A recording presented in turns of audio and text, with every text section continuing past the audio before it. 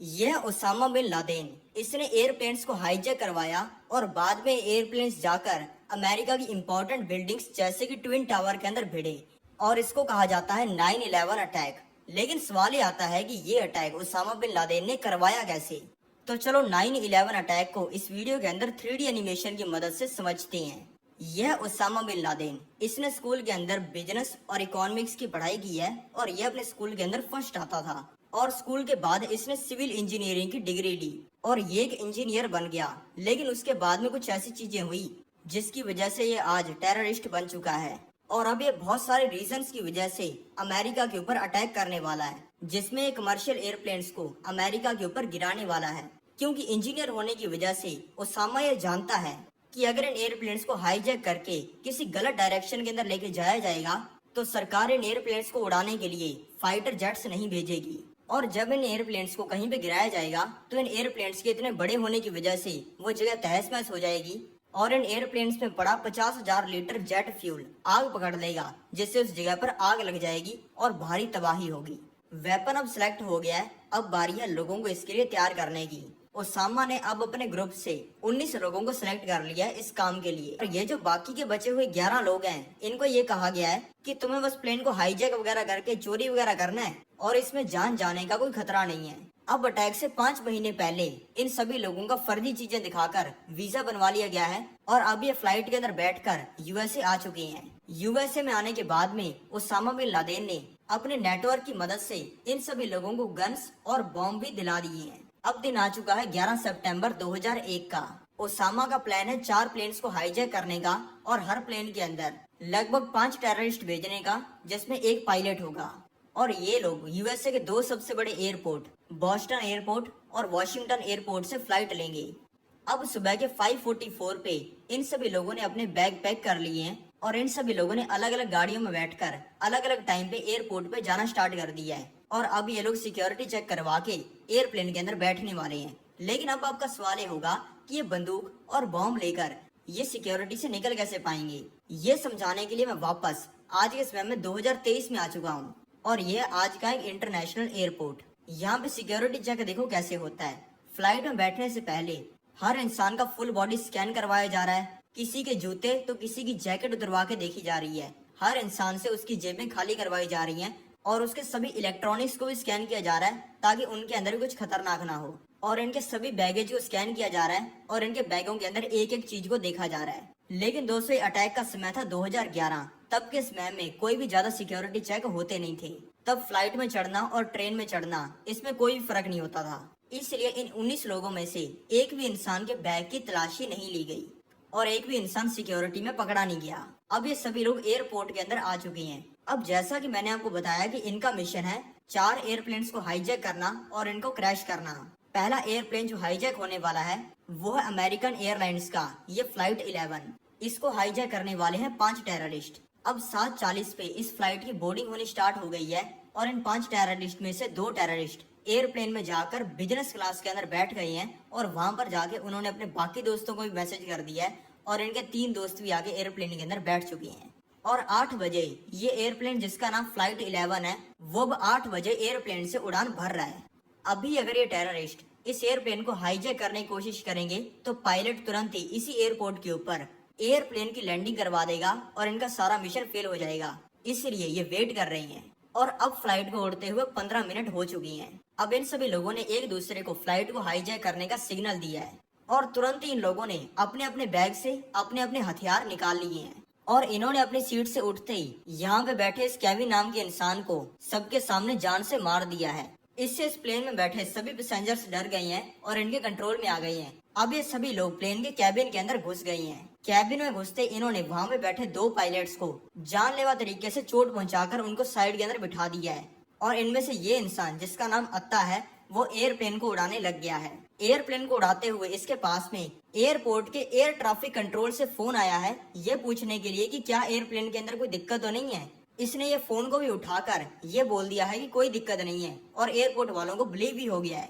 ये अत्ता नाम का इंसान एक ट्रेंड पायलट है और इसकी एज है 33 साल की और ये इजिप्ट से है और अब इसने इस प्लेन को वर्ल्ड ट्रेड सेंटर की तरफ घुमा दिया है। ये वर्ल्ड ट्रेड सेंटर यूएसए की एक बहुत ही इंपॉर्टेंट बिल्डिंग है क्योंकि इस बिल्डिंग को यूएसए के अंदर हर इंसान जानता है और यहाँ पे होता है स्टॉक मार्केट का काम और यहाँ पे डेली हजारों लोग आते हैं काम करने के लिए। और इसको उड़ाने का मतलब है अमेरिका को एक बहुत ही बड़ा नुकसान पहुंचाना। इस वर्ल्ड ट्रेड सेंटर के 2 टावर हैं, एक तरफ है ये नॉर्थ और एक तरफ है ये साउथ। अत्ता ने इस एयरप्लेन को सुबह के 8:47 पर वर्ल्ड ट्रेड सेंटर के नॉर्थ टावर के अंदर मार दिया है। इस टाइम में अमेरिका के प्रेसिडेंट जॉर्ज बुश फ्लोरिडा के एक स्कूल के अंदर बैठे हैं, जहाँ पे वो बच्चों के साथ में बातचीत कर रही हैं। और कुछ ही मिनटों में उनके house chief of staff Andrew card को ये खबर मिल गई है और एंड्रू ने ये खबर जॉर्ज बुश को बता दी है।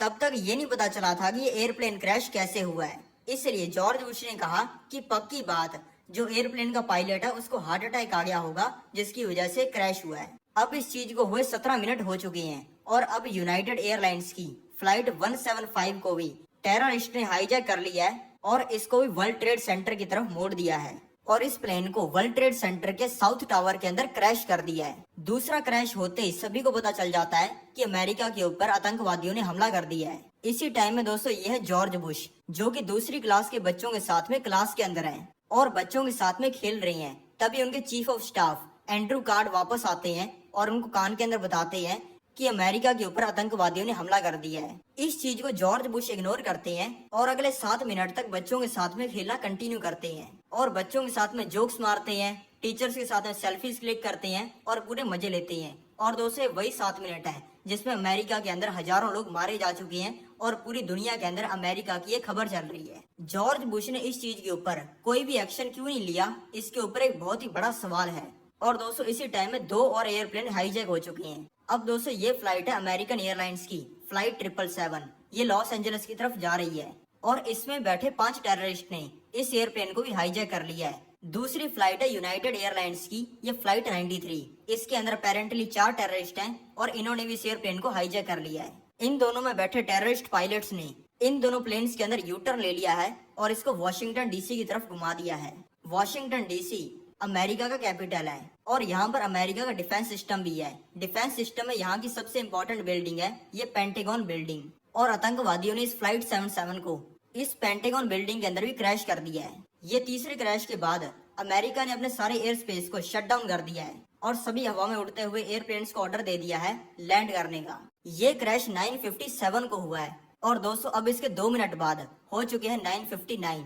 ट्विन टावर्स के साउथ टावर में जो एयरप्लेन क्रैश हुआ था उससे टावर बहुत ही ज्यादा कमजोर हो चुका है, जिसकी वजह से पूरा टावर ही नीचे गिर गया है। अब आता है चौथा प्लेन जिसका नाम है फ्लाइट 93, जो कि हाईजैक्ड है। सभी अमेरिका के लोग इसी चीज से डरने लग जाते हैं कि कहीं ये एयरप्लेन उनके ऊपर ना गिर जाए।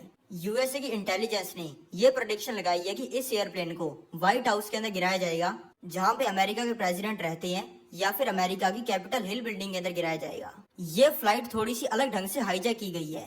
इस फ्लाइट में बैठे पैसेंजर्स को ये पता ही नहीं है कि उनकी फ्लाइट हाईजैक हो चुकी है, क्योंकि ये हाईजैक टेररिस्ट ने फ्लाइट अटेंडेंट्स को चुपके से बॉम्ब दिखाकर किया है। और तभी फ्लाइट में बैठे कुछ लोग अपना फोन खोलते हैं। फोन पर उन्हें मैसेज देखने को मिलते हैं अपनी फैमिली वालों के, जिसमें उनकी फैमिली बताती है कि अमेरिका के अंदर 3 प्लेन क्रैश हो चुके हैं और तुम्हारा प्लेन चौथा होने वाला है जो कि अमेरिका में क्रैश करेगा। अब इन पैसेंजर्स के पास में 2 ऑप्शन है, या तो ये सभी लल्लुओं की तरह बैठे रहें और मरने का वेट करें, और दूसरा ऑप्शन इनके पास में ये है कि ये उठें और टेररिस्ट का मार मार के बुरा हाल कर दें। और इन्होंने किया भी ऐसा ही।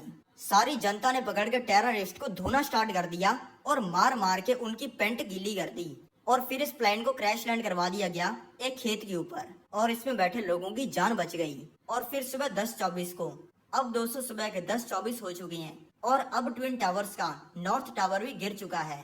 अब तक 3000 मौतें हो चुकी हैं और 6000 से भी ज्यादा लोग जानलेवा तरीके से इंजर हो चुके हैं। अमेरिका के सभी लोगों का कहना है कि उसामा बिन लादेन ने क्रैश करवाया है, लेकिन दोस्तों सभी के फोन पर एक वीडियो आ चुकी है जिसमें उसामा बिन लादेन कह रहा है कि मेरा इसके अंदर कोई भी हाथ नहीं है।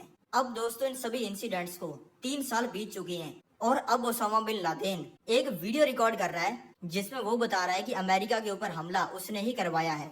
और अब इस वीडियो को इंटरनेट के ऊपर पोस्ट कर दिया गया है और ये वीडियो अमेरिका के हर इंसान के पास में पहुंच गई है। अब दोस्तों आ चुका है 2011। अमेरिका ने उसामा बिन लादेन को मारने के लिए एक मिशन लॉन्च कर दिया है जिसमें अरबों रुपए का खर्चा हुआ है। और अब इस मिशन के हिसाब से सोल्जर्स उसामा बिन लादेन के घर के अंदर घुस चुके हैं और इन्होंने उसामा बिन लादेन को जान से मार दिया है।